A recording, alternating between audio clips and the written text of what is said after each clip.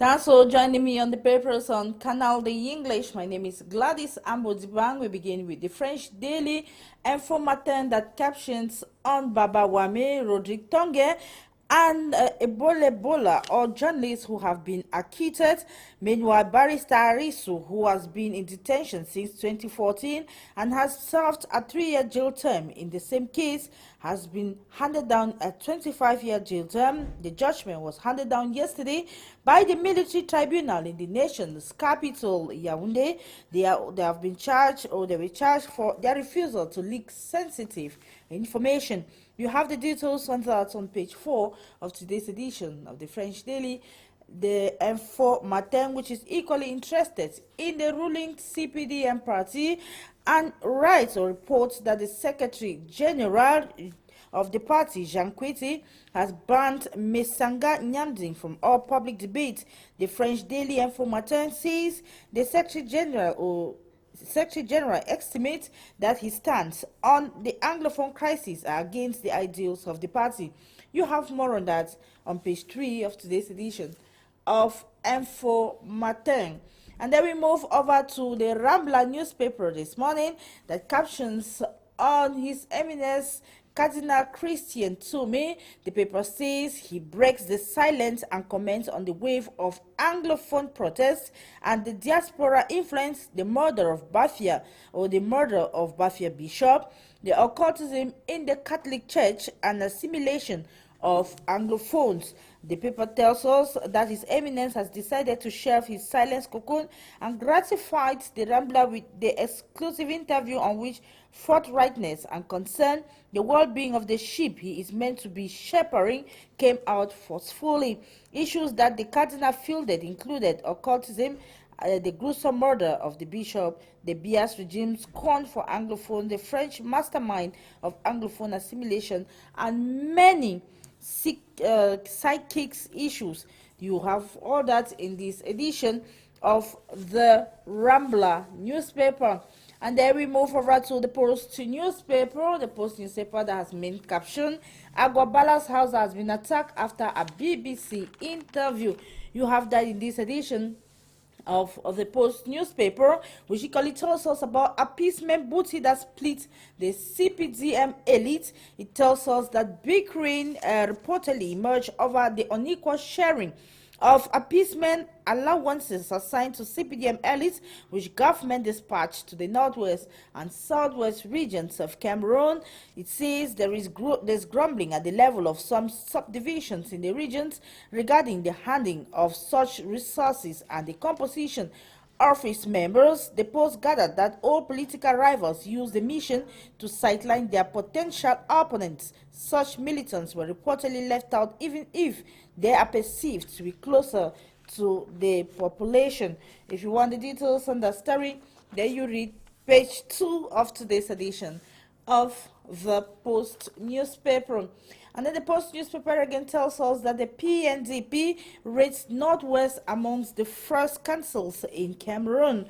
According to Chris Mugwe of the Post newspaper, the Northwest region occupies the first position with a percentage of 26.5% on 50 following the evaluation of councils carried out in all 10 regions of the country by the National Community Driven Development Program, the PNDP, for 2017. The program, though through a performance basket committee, was put in place in conformity with the decision of the Minister of the Economy, Planning and Regional Development to evaluate councils in all regions with respect to their efficiency in budget management and the appropriation of the participatory approach of local councils.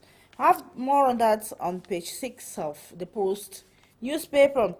And then in the southwest region, precisely in the Meme division, the paper tells us about scandalous public projects execution.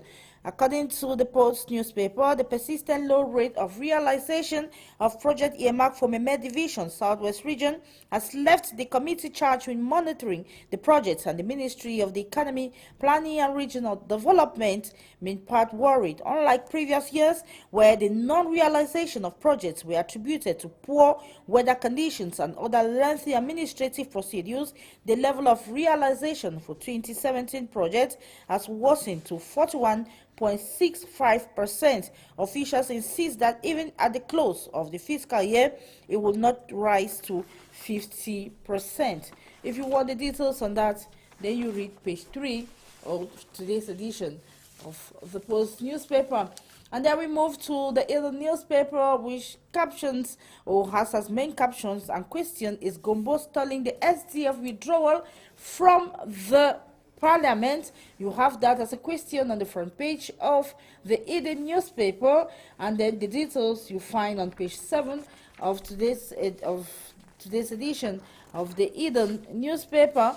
And then the Eden newspaper again tells us about this same person that wins international awards for innovative practices. If you want the details on that, then you read page 4 of the Eden newspaper.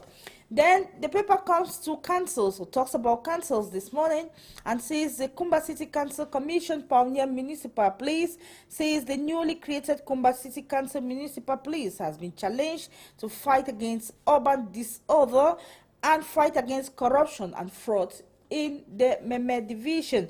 The first ever Kumba City Council Municipal Police was Tuesday, 24 October, installed by the government delegate to the Kumba City Council, that is Victor Ngo Nkele. If you want more on that, you have on page 7 of the Eden newspaper, which takes us to the Northwest region, precisely in the Boy Division. The paper tells us that Kumbu Council wins 50 million francs award for best performance. The paper again tells us that the results of the survey were presented recently in Bambui during a meeting of the National Community-Driven Participatory Development Program, the PNDP. Following the outcome of the survey, the Messager Council in the Ndonga Mantu Division and Widikum Council in the Momo Division were rated last in the Northwest region, scoring 18 over 100. If you want more on that, you read page 7 of the Eden newspaper. And then we move to the Star newspaper, which tells us about decentralization, federalism, and secession, and says the debate over these three issues turns ugly. It tells us about activists, opposition political parties, and the government that flex muscles of a future of a country as Anglophone crisis continues. You have that on the front page of the Star newspaper. And then the Star newspaper again is interested in defaulting contractors of public investment projects who have been threatened and will be arrested if they fail to execute their contracts. The paper tells us that in order to speed up the proper execution and finishing of public investment projects in the Meme Division, contractors of poorly executed projects and those who fail to complete their projects at the time allocated risk being arrested. This was just one of the several suggestions discussed by members of the Meme Public Investment Projects on the occasion of the 3rd Divisional Participatory Follow-up Committee for the execution that took place in Kumba in the Meme Division recently. Have more on that on page 3 of today's edition of the Star newspaper. And then the Star newspaper again informs us that the first ever Kumba Council Municipal Police have been commissioned. You have that in this edition of the Star newspaper, and we equally talked about that in the Eden newspaper.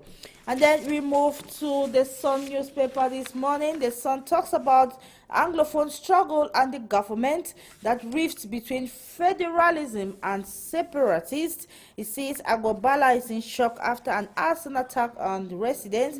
It talks about the Stamis Kakov Governing Council conclave and the United Nations Secretary General Biya will still meet after the Yaoundé Friday night talks. You have that on pages 2 and 3 of today's edition of the Sun newspaper.